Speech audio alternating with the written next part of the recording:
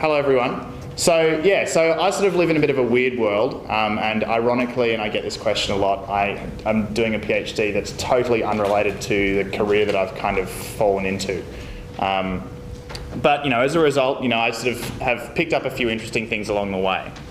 So what I'm briefly going to talk about is sort of the introduction to social media, which is generally, one of those things that people don't really need these days, given that social media, particularly in a younger audience, is generally people are quite savvy with the concept, let alone whether or not they use it, which is a different thing. Secondly, where are researchers? So in a sort of research-specific context, where are people hanging out? What are the actual opportunities? And I think the opportunities, and one of the things that is most difficult, is the number of opportunities that you have available, and actually being able to, I guess, choose which of those opportunities is going to work for you specifically is probably 2/3 of the challenge, whether you're a researcher or whether you're actually a business. And then finally, and you always have to think about, what are the risks as well. And there are some interesting risks in research that I don't think we've really seen explored yet. And then, of course, we're going to have John and Tillahun, who are going to talk about their experiences in using it. I use it much more in ranting about things that, just generally annoy me than necessarily as promoting my research, which again is probably because of my weird two places at once. So, the basic overview of social media. Now, when you talk about the definition that we like to use is from a guy called Brian Solis, and he coined this in 2010. And it's that social media is any tool that uses the internet to facilitate conversation. Then he goes on to talk about how it's a shift from a broadcast model to a many-to-many model of communication. Right? So if you've seen those sort of network diagrams that are all too common, both in research and elsewhere, it is that whole idea of having a decentralised way of being able to communicate between peers. And whether that is those people communicating around a particular personal network, so for example your friends, family and things like that on Facebook, or whether that's around a particular topic area, so that might be research, that might be a particular area of research, or alternatively it might be around a particular brand, so it might be around, say, people who really love to eat Allen's lollies on the trams. There is probably a community for that somewhere. So when we sort of think about the use within a research context, the use within a research context, there are three sort of broad categories, and each of the networks sort of falls somewhere in between each of those different areas. I should mention these are all up on SlideShare, and I'll email them out. So, but the first one, obviously, and the most common one, I guess, is that area of personal use, right? So it's your Facebook profile that you might use to, stalk people that you think are particularly interesting or attractive, or people that you dislike, or alternatively, keep in touch, friends, family, that sort of stuff. And obviously Facebook profiles are probably the most common mechanism used to be able to do that. But there are other ones as well, and you might have heard of things like Tumblr and Tumblr, as well as there's some more, I guess, what I'd call more niche communities like Reddit, for example, which is generally quite political and sort of tech savvy kind of audience.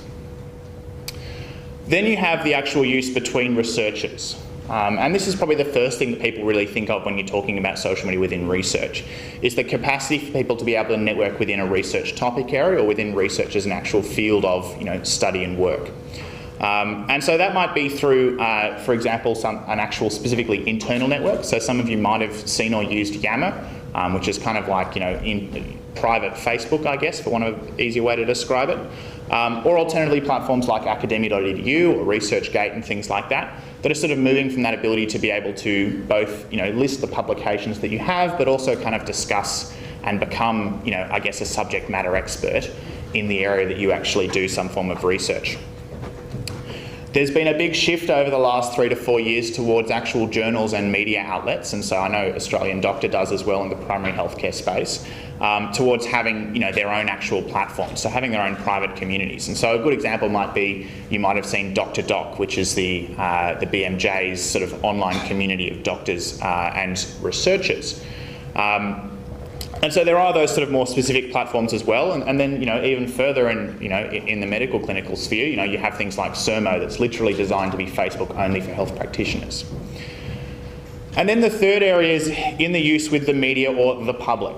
And that I guess is sort of one of those more interesting and probably more challenging ones to be able to sort of get your head around how you might use it.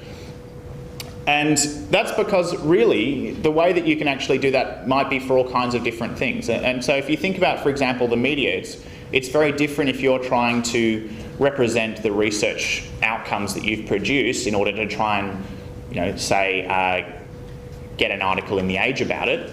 That's a very different kind of communication to if you're trying to get it picked up by a very, very specialty news source. So you have an area of that sort of how technical should it be.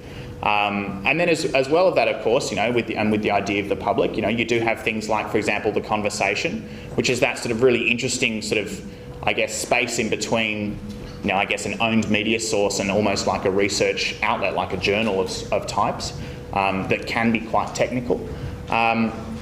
Or even further is the idea of things like patient recruitment and participant recruitment. And so what is actually the role of social channels as a way of recruiting participants, as a way of collecting data about participants, or even about, for example, encouraging people to stay within a follow-up study by actually keeping them up to date with what's occurring throughout the period that follow-up is occurring. Now obviously, because it's a Venn diagram, a lot of those things can be used for different purposes. And that's where people often start getting quite challenged, is because what happens with my Twitter account? Because my Twitter account might be about talking to the public, or it might be talking about people who are really niche specialists. And if I spent my whole time talking about my favourite alleles and PCR techniques, that probably wouldn't be particularly interesting to people in the public who have absolutely no idea. And as a non-lab person, it would just go totally over my head. And so you need to sort of really think about where within this space are you really focusing.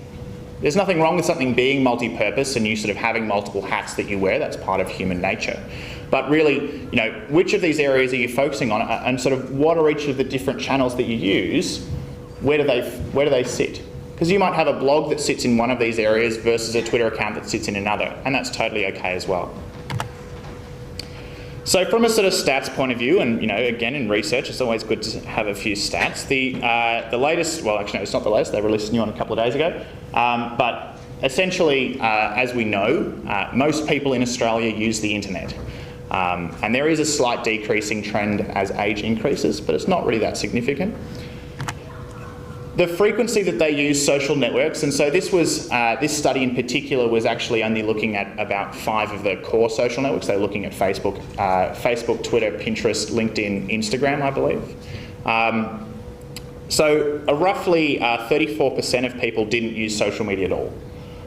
So there is quite a large portion of people, and particularly if you're looking at, for example, engaging with people from some more minority communities or lower SES can sometimes be those sort of communities where they might not have access to the kind of technology required. So you do need to think about who's not there as well, as sort of rather than making that assumption that that it has, every single person has Facebook. But when we look at sort of the breakdown of the people that do use it, the vast majority use it somewhere between every day and more than 5 times a day, which is probably quite reasonable, and probably what a lot of us probably actually use, because every time you whip out your phone and you quickly check Facebook, it sort of becomes that habit that you just keep going back to every single day. Let alone if you're desk bound, it sort of ends up sitting there in a window and it's oh God, I really want to check what's happening. When you're talking about the platforms that are used, and one of the things that as much as we love to talk about in the sector about the doom and gloom of Facebook going the way of MySpace, Facebook does by far stick out as the most common platform people use. Now that has its advantages because it means that a lot of people are there, and so when you're thinking about how you might be using it, obviously a lot of people are there. But having said that, one of the other downsides of Facebook is that now it's quite competitive. And so as a result of all kinds of people and brands and companies and everything else moving in, and as a result of people growing that social platform, so when you've gone from having 50 friends to having 500 friends, you go from having, say, 35 to 40 pieces of content that could appear in your newsfeed to having 400 pieces of content that could appear in your newsfeed. And so you actually have a sort of an issue of competition for space as well that occurs as those platforms get bigger. But when you look at the sort of, I guess, the penetration side of it, it is very, very high. LinkedIn is quite a common one, and LinkedIn is sort of like the Facebook for professionals, and it's really more like an online CV, to be honest. And it has some what we'd call, I guess, social aspects, and certainly it does have the ability to write updates now, and they now have a kind of blogging platform called LinkedIn Influencer that you can participate in, as well as sort of traditional forum-style groups. But typically people's primary use of LinkedIn, and I'd certainly be, and there are certainly exceptions to this, but typically people's primary use of LinkedIn is simply as an online CV. And it ranks really well in Google, so when they search your name, they get your LinkedIn profile, and you get to have the fun of connecting with people and endorsing people for subject areas that they probably know nothing about. I actually recently endorsed a friend of mine for zucchini. And I don't know how she managed to get zucchini as one of her specialty areas, but anyway. Then you have Twitter, and Twitter sort of has become quite synonymous with being the big social network, but it actually isn't as big as perhaps we think. And in Australia, people who are on Twitter typically are more politically oriented or have a particularly heavy subject interest in an area, so it might be about research, for example, or alternatively, it's quite often that the people who use Twitter are engaged with some kind of organisation. So often it's sort of like a not-for-profit or some sort of cause or movement that they're really trying, and that'll often be the stimulus for them to use Twitter, is to try and promote that particular cause, movement or belief or whatever it might be.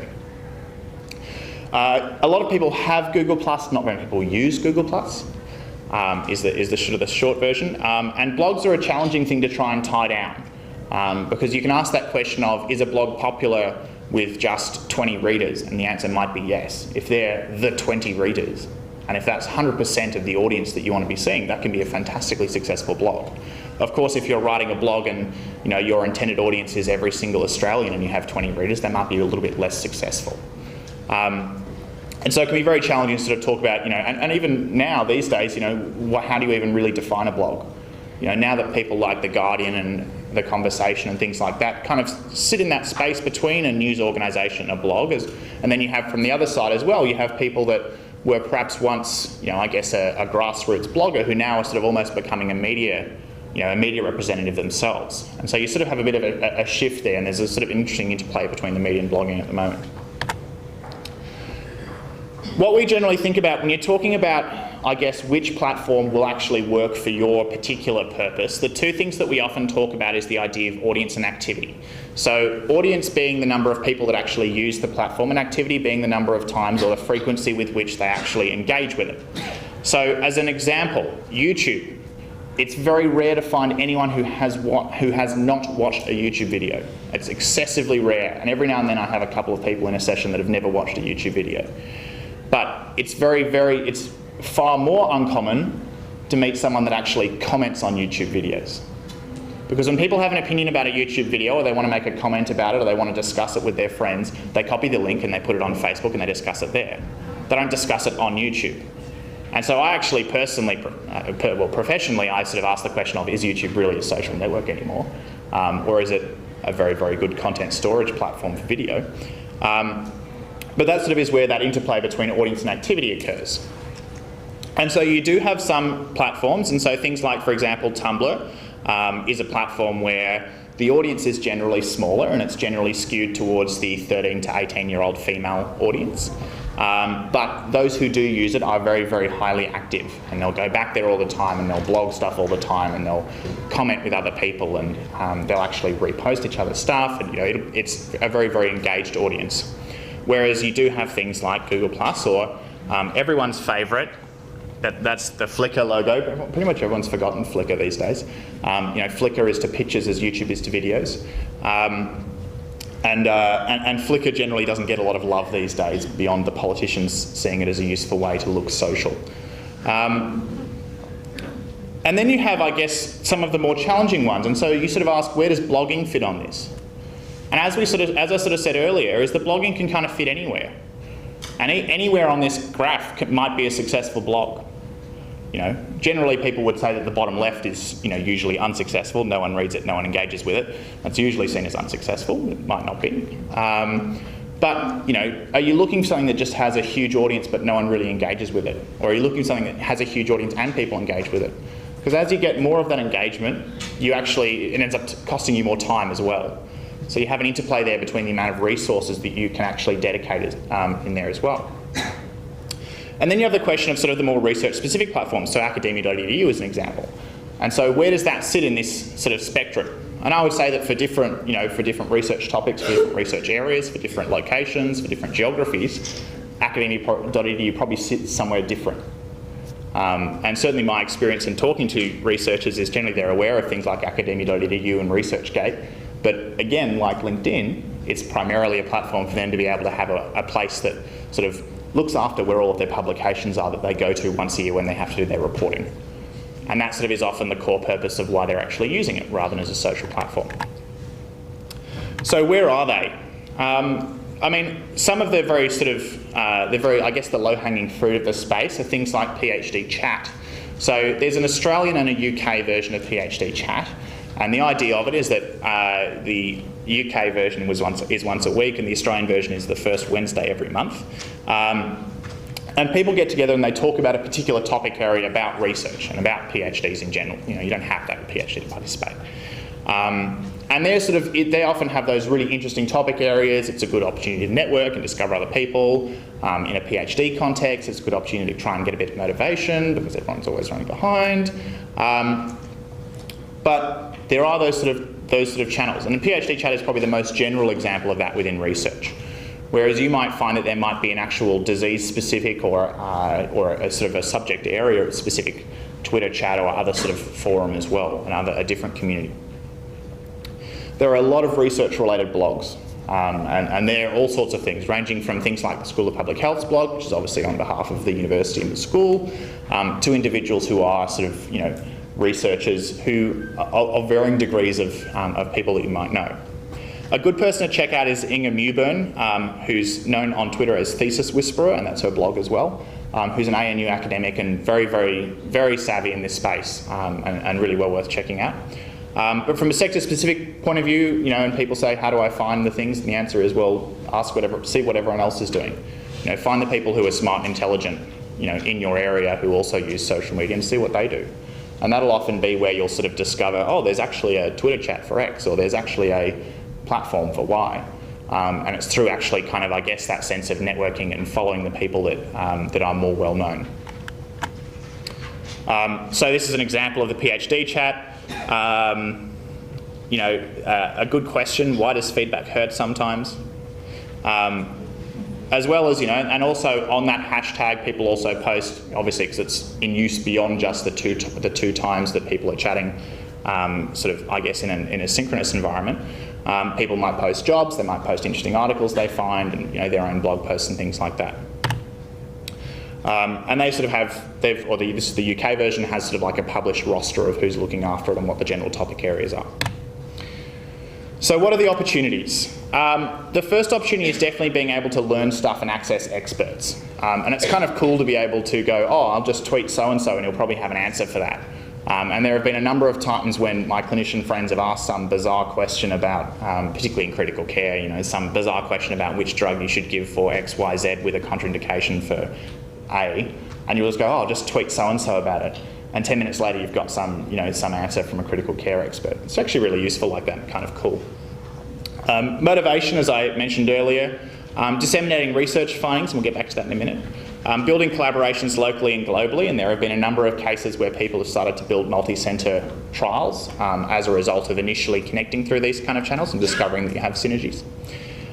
Becoming well known in a sector, and I'll sort of mention the career word, not always that popular with people who are still in a research context, but definitely has that ability to be able to actually start curating that sense of who you are and where you fit within a career context and start becoming well known, and it can actually really open doors for you.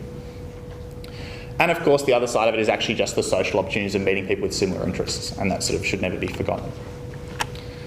The risks, and so I guess the primary risk that I see in this space is first of all the question of publications. And we haven't really seen a lot of situations yet where a publication has vetoed a journal article because someone's tweeted some of the results of the journal article previously, for example. But I suspect that will happen at some point. Or they've written a blog about the research output that they've produced, and then they've tried to publish it and they've said, no, it's already in the public domain. So there is an interesting question there, and I don't think there's no real sort of easy answer. And like I said, I don't know of any cases where it's occurred. But what's really going to happen there as we move on, and particularly as journals start to become more competitive. You know, how much of that information should you have already put in the public domain through these channels prior to being able to actually publish it in an academic article? Secondly, you have the very obvious one of, you know, data privacy and confidentiality breaches, and so you do have a sort of a data governance issue you need to make sure that you are addressing. And the university obviously provides you with all kinds of, you know, data repositories and things like that to help you actually manage that. You've got the question of citations and reuse by others. Is it okay if someone, you know, takes a graph out of your PhD that you've tweeted that you might have forgotten to put your name on, and it's subsequently been sort of sent around the internet and they can't find the original source? How will you feel if in a year's time you see it in a publication and they go, oh, I don't know what the source is? And so you do have that risk as you put that information out there is, you know, what happens if it's not necessarily attributed back to you? Because obviously it's good practice for anyone, and, you know, giving them the benefit of the doubt, it's good practice for anyone to try and attribute it to the original author. But sometimes that can actually be very, very challenging. And then the final one, and one that I'm definitely guilty of on an almost daily basis, is the ability for these platforms to be a total time sink. And definitely you can get lost in all kinds of, particularly on Twitter, niche arguments about political beliefs. And the same thing, I'm sure that you can probably easily find an equivalent of, you know, which statistical test I should use for X. But you also need to make sure that, you know, it does provide that benefit. And so you need to actually be thinking throughout, you know, is this still actually providing value? And the other question, of course, is as well, is am I providing value to others? And you need to sort of keep those things in mind throughout, because it is otherwise very, very easy to go, okay, well, I'm going to start a blog and a Twitter and a Facebook page and a YouTube channel, and I'm going to do one of those on every single thing every single day, and that's pretty much like a bit more than a full-time job for some people. And so it's worth sort of going, you know, and something that I've always said is, you know, start small and then see where you go. Don't sort of try and do absolutely everything at once, and launching into every social media channel that you can find on day one will just end up in a situation where you end up just ignoring most of them anyway. So start small, but also keep in mind that, you know, you do need to actually, you know, we need to actually remember to try and, at least sometimes, actually do the work that we're meant to be doing. So how's it used? And I'm going to invite up John first. John's going to get an introduction himself. And we'll have questions at the end.